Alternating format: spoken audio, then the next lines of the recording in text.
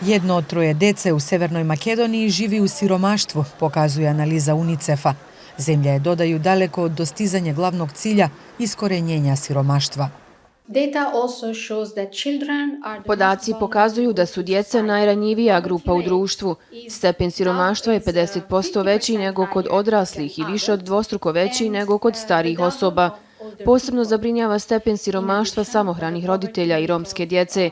50% djece koja žive u porodicama sa jednim roditeljem su siromašni, kao i 79% romske djece.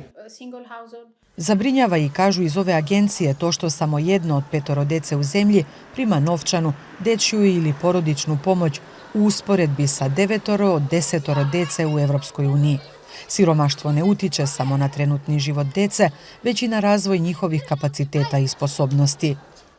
33% je zagrižuvačka brojka. Zabrinjavajuća su ova 33%. Jednostavno je da državi djeca nisu fokus.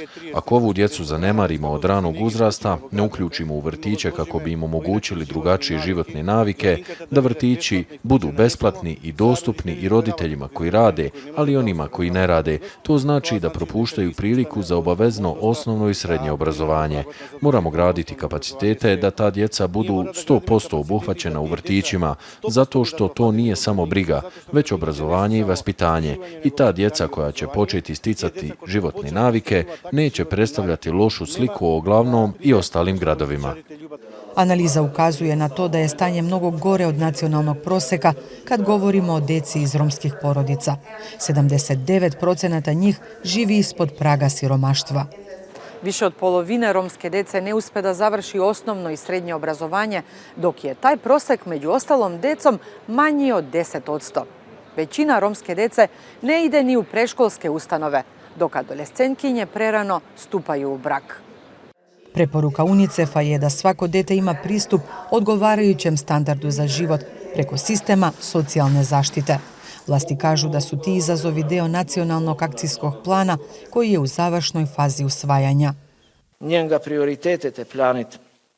Jedan od prioriteta plana je smanjenje dječjeg siromaštva, uključujući i uvođenje Evropske dječje garancije, kao i povećanje od 15% novčanih dodataka namijenjenih djeci.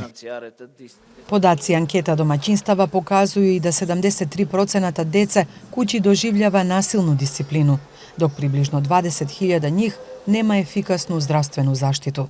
Maja Blaževska-Vrosimovska, Al Jazeera, Skopje.